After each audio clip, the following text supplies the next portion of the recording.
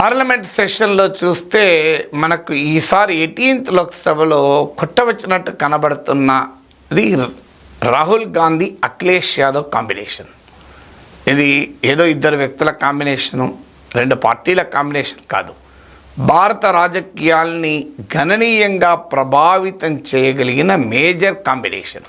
మీరు ఇటీవల parliament session, budget session చూస్తే యూపీకి లడకే ఇద్దరు కూడా ఉత్తరప్రదేశ్ నుంచే రిప్రజెంట్ చేస్తున్నారు. సో ఈ యూపీకి లడకే రామలక్ష్మణుల్లాగా మోడీ ప్రభుత్వం పైన విరుచుకపడుతున్నారు అని ఇండియా కూటమి అభిమానులు కీర్తిస్తున్నారు. సో ఎందుకు అంటే రాహుల్ గాంధీ, అఖిలేష్ యాదవ్ ఒక రకంగా నరేంద్ర మోడీ ప్రభుత్వాన్ని చీల్చి చెండాడడాలు, ప్రభుత్వ విధానాన్ని. మీరు రాహుల్ గాంధీ ఉపన్యాసాలను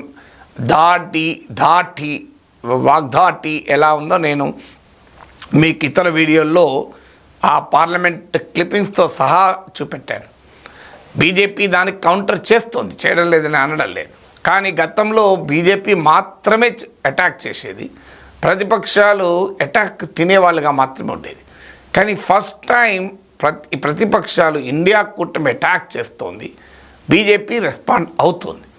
అందువల్ల చాలా క్లియర్గా ఒక ఈ మారిన పొలిటికల్ సిచ్యువేషన్కు పార్లమెంట్లో నెంబర్సే కాదు, యూనిటీ, కాంగ్రెస్ ఇతర ఇండియా కూటమి పక్షాల యూనిటీతో పాటు a chemistry between two leaders Rahul Gandhi, Akhilesh Yadav contribute చేస్తుంది. మీకు దీనికి క్లాసిక్ ఎగ్జాంపులే రాహుల్ గాంధీ కులాన్ని ప్రశ్నిస్తూ అనురాగ్ ఠాకూర్ మాట్లాడితే దానికి వెంటనే రాహుల్ రెస్పాండ్ అయితే రాహుల్ గాంధీకి మద్దతుగా అఖిలేష్ వచ్చాడు.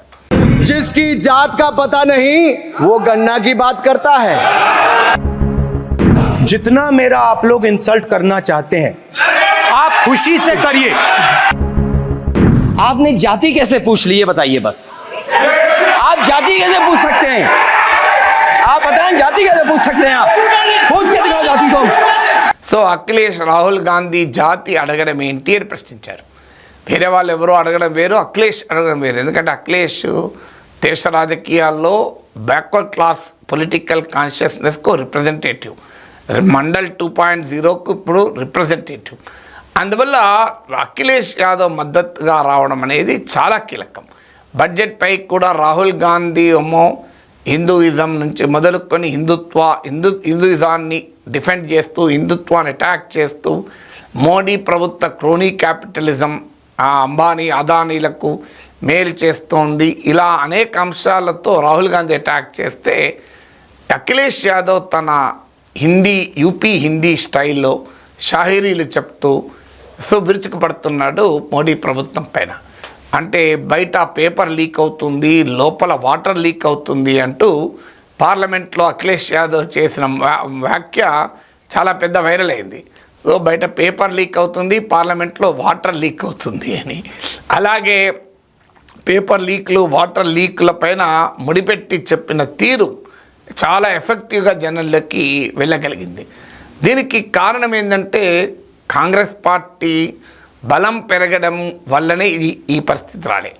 కాంగ్రెస్ పార్టీ బలం ఎక్కడ పెరిగింది, ఎలా పెరిగింది అన్నది ఇది కారణం. బలం పెరగడం కాదు, ఇప్పుడు 52, 52 వెళ్ళి 99 అయ్యాయి. ఈ 52 వెళ్ళి 99 కావడం ఒక్కటే కారణం కాదు, అది ఎలా అయ్యాయి అన్నది కీలకం. ఎక్కడ అయ్యాయి అన్నది కీలకం. ముందు ఎక్కడయ్యాయి? యూపీ, రాజస్థాన్, హర్యానా, ఇందులో ముఖ్యంగా మహారాష్ట్ర, ఇందులో టాప్లో ఉండేది యూపీలోనే భారీగా 23 సీట్స్ తగ్గాయి. అంటే 29 సీట్స్ 62 నుంచి 33కు పడిపోయాయి. 29 సీట్లు ఒక యూపీలోనే బీజేపీ తగ్గినాయి. అంటే బీజేపీకి టోటల్గా 303 నుంచి 240కి 63 సీట్లు, 63 సీట్స్ తగ్గితే అందులో నియర్లీ హాఫ్ యూపీలోనే తగ్గాయి. అంటే 29 సీట్స్ తగ్గాయి. ఇది తగ్గటానికి ముఖ్యమైన కారణం కాంగ్రెస్ ఎస్పీ కలవడం, అందులో అఖిలేష్ యాదవ్ నాయకత్వమే ఇందుకు కారణం. అందువల్ల భారత రాజకీయాల్లో బలాబలాల్లో వచ్చిన క్వాలిటేటివ్ చేంజ్ రచయిత అఖిలేష్ యాదవ్. ఎందుకంటే ఇది author of the significant political change. ఎందుకంటే యూపీ లాంటి కీలక రాష్ట్రంలో బీజేపీ కన్నా ఎక్కువ సీట్లు తెచ్చుకున్నాడు ఎస్పీ నాయకుడు. అది కాంగ్రెస్తో కలిసి తెచ్చుకున్నాడు. వాస్తవంగా ఎస్పీ కాంగ్రెస్ల కలయికలో ఒక సమస్య ఉంది. ఎందుకంటే గతంలో ఎస్పీ పెరిగింది కాంగ్రెస్ను దెబ్బతీసి కాంగ్రెస్ ఓటును తన వైపు తిప్పుకోవడం కూడా కారణం. ఇప్పుడు మళ్ళీ కాంగ్రెస్ రివైవ్ అయితే ఎస్పీ ఓటునే లాక్కుంటుంది అనే మాట కూడా వస్తుంది. ఎందుకంటే ఇది గతంలో 2017లో కూడా ఎస్పీ కాంగ్రెస్ కలిసి అసెంబ్లీ ఎన్నికల్లో పోటీ చేశాయి. కానీ ఆ అలియన్స్ క్లిక్ కాలేదు. ఎందుకు కాలేదంటే ఎస్పీ కాంగ్రెస్ల మధ్య ఆ సమన్వయం సాధ్యం కాలే, ఆ ఓట్ ట్రాన్స్ఫర్ సాధ్యం కాలే, ఆ లీడర్ల మధ్య అండర్స్టాండింగ్ సాధ్యం కాలే. పరస్పరం ఒకరి వల్ల ఒకరికి ప్రమాదమని భావించారు. కానీ 2024 లోక్సభ ఎలక్షన్స్లో మాత్రం గ్రౌండ్ లెవెల్లో పర్ఫెక్ట్ కెమిస్ట్రీ ఉండడమే కాదు, పార్లమెంట్లో కూడా పర్ఫెక్ట్ కెమిస్ట్రీ వచ్చింది. అందుకు కారణమే అటు కాంగ్రెస్ లాభపడింది, ఎస్పీ లాభపడింది, రాహుల్ గాంధీ పర్సనల్గా లాభపడ్డాడు. 4 లక్షల ఓట్ల మెజార్టీతో రాయబరిలో గెలిచారు, ఓడిపోయిన అమేథీలో గెలిచారు. సో వారణాసిలో మోడీ బలాన్ని తగ్గించగలిగారు, అయోధ్యలో బీజేపీని ఓడించగలిగారు. ఇవన్నీ సాధ్యం ఎలా అయ్యాయంటే ఎస్పీ కాంగ్రెస్ల కలయిక. అందులో అఖిలేష్ యాదవ్ సోషల్ ఇంజనీరింగే కారణం. అఖిలేష్ యాదవ్ ఆధిపత్యవాదాన్ని, ఎంవై పాలిటిక్స్ను మాత్రమే కన్ఫైన్ కాకుండా నాన్ యాదవ్ ఓబీసీస్, కుర్మీలు, ఇలాంటి వాళ్ళందరి పాసీలు, ఇలాంటి అనేక కులాల్ని తీసుకొచ్చారు. దళిత్ ఓట్ను అట్రాక్ట్ చేసే ప్రయత్నం చేశారు. పీడీఏ అంటే పిచ్డే దళిత్ అల్పసంఖ్యాక్, ఎస్సీ ఎస్టీ బీసీ మైనారిటీస్ 80% ఉండే ఓటర్లను ఐక్యం చేసే ప్రయత్నం చేశారు.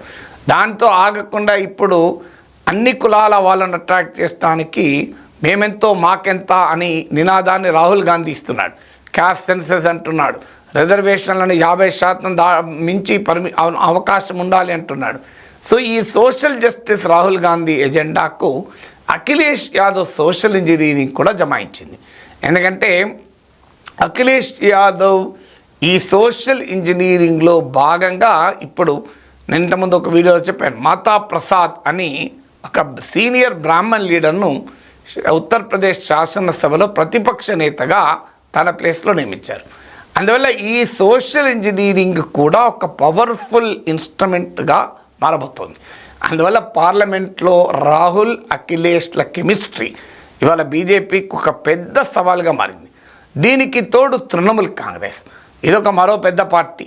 పార్లమెంట్లో ఇక బీజేపీని బెంగాల్లో 18 సీట్స్ నుంచి 12 సీట్స్కు తగ్గించి బీజేపీ సర్జ్ను, బీజేపీ ఆధిపత్యాన్ని ప్రశాంత్ కిషోర్ లాంటి వాళ్ళకు కూడా బెంగాల్లో బీజేపీ పెరుగుతుంది అని అంచనాలు వేస్తే దాన్ని తిప్పికొట్టి బీజేపీ నుంచి వచ్చారు. అందుకే మహువా మైత్రాతో సహా తృణమూల్ మా నాయకుడు అభిషేక్ బెనర్జీ కూడా బడ్జెట్ పైన చేసిన ప్రసంగం పెద్ద వైరల్ అయింది. బడ్జెట్కు యాక్రోనిం చెప్తూ, అంటే 100కు పైగా అబ్రివేషన్లు ఈ 10 ఏళ్ల బీజేపీ పాలనలో చూసాం. నేను కూడా అబ్రివేషన్లతోనే అటాక్ చేస్తానని, బి అంటే బిట్రేయల్, యు అంటే అన్ఎంప్లాయ్మెంట్, ఇలా బడ్జెట్కు కొత్త నిర్వచనం ఇచ్చి అటాక్ చేశారు.